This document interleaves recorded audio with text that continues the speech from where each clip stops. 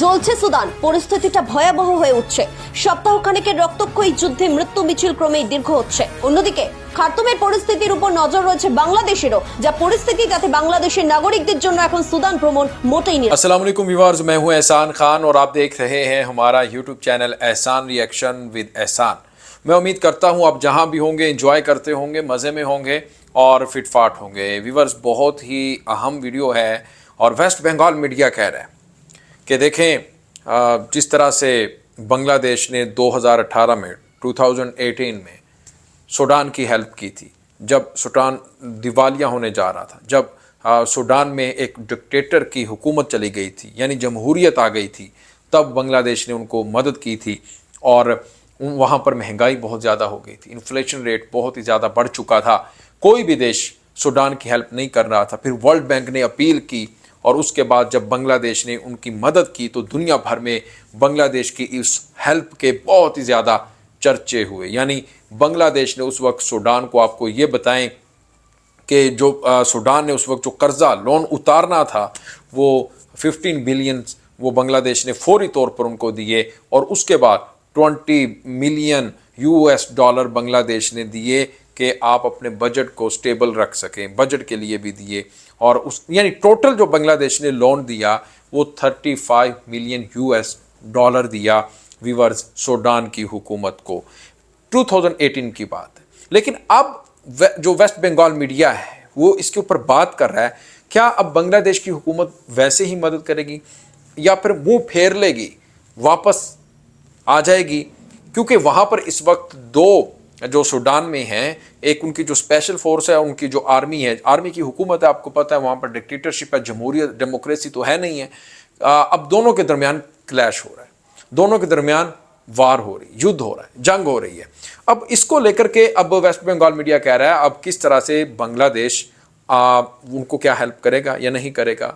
और बांग्लादेश ने ये डिसीजन ले लिया। मैं आपके सामने ये खबर रखना चाहता हूँ, एक वीडियो क्लिप भी है हमारे पास, वो भी हम देखेंगे कि बांग्लादेश ने अब फैसला कर लिया है कि हम किसी भी गैर जमहूरी हुकूमत का पार्ट नहीं बनेंगे, यानी किसी भी ऐसी ताकत को सपोर्ट नहीं करेंगे जो डेमोक्रेसी के खिलाफ हो। आपको पता है कि वहाँ पर डिक्टेटर है, वहाँ पर मार्शाल्लाह है, वहाँ पर एक जमहूरियत नहीं है, वहाँ पर एक डिक्टेटर की हुकूमत है और दो ग्रुप्स यानी एक आर्मी और एक उनकी जो स्पेशल फोर्स है सूडान की, उनका आपस में क्लैश चल रहा है।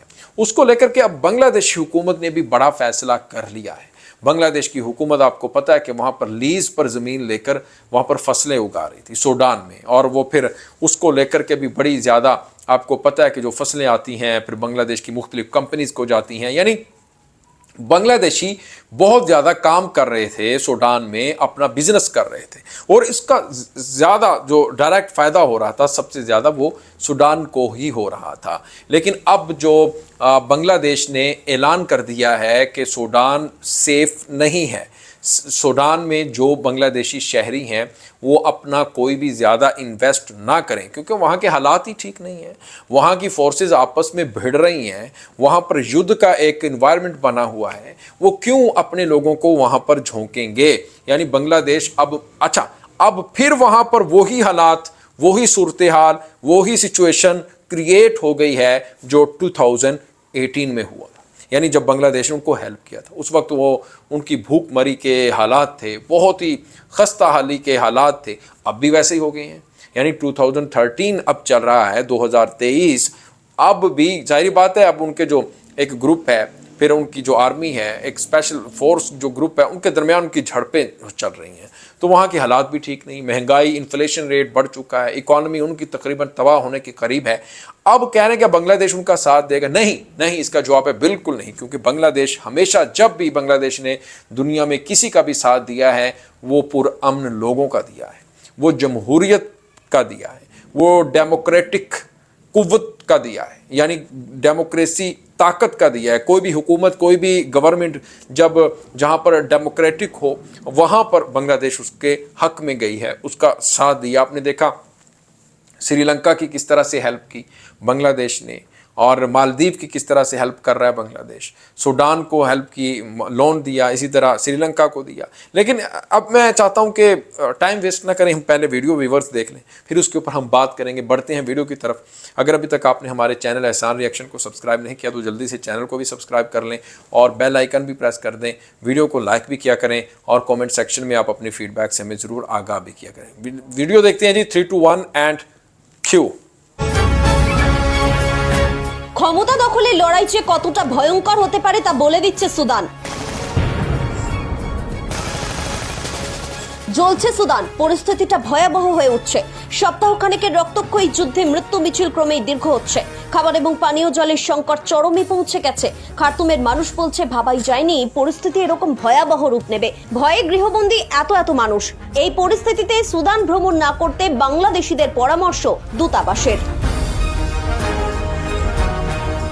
আধা সামরিক বাহিনী বনাম সেনার যুদ্ধে 450-রও বেশি মানুষ প্রাণ হারিয়েছেন, আহত প্রায় 4000। কালো ধোঁয়ার কুণ্ডলী ইতিউতি জ্বলতে থাকা এলাকা জানান দিচ্ছে কতটা করুণ পরিস্থিতি সুদানে। এদিকে গৃহযুদ্ধে বিধ্বস্ত সুদানে আটকে বহু ভারতীয়।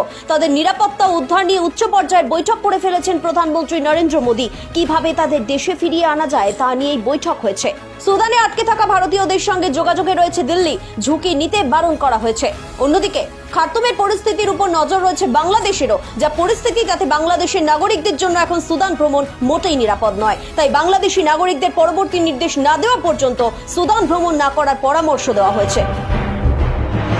सूडान में जाने से रोक दिया है बांग्लादेश और इंडिया। আফ্রিকার দেশ সুদানে চলমান সংঘাতের এক পক্ষে রয়েছেন সেনাপ্রধান জেনারেল আব্দুল ফাতাহ আল বুরহান, অপর পক্ষে আরএসএফ এর প্রধান সাবেক মিলিশিয়া নেতা জেনারেল মোহাম্মদ হামদান দাগালো ওরফে হেমেদেতি।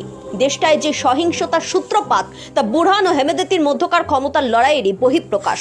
সুদানের রাজধানী খার্তুমে গুলি, বোমা, গোলাবর্ষণ অব্যাহত। মানে এটা একেবারে স্পষ্ট, জাতিসংঘ, যুক্তরাষ্ট্র এবং অন্যান্য দেশ 3 দিনে যে যুদ্ধবিরতির ডাক দিয়েছিল তা রীতিমতো ভেস্তে গেছে। অর্থাৎ তীব্র লড়াই চলছে, ফলে যা হওয়ার এবার সেদিকেই মোড় নিচ্ছে পুরো পরিস্থিতি।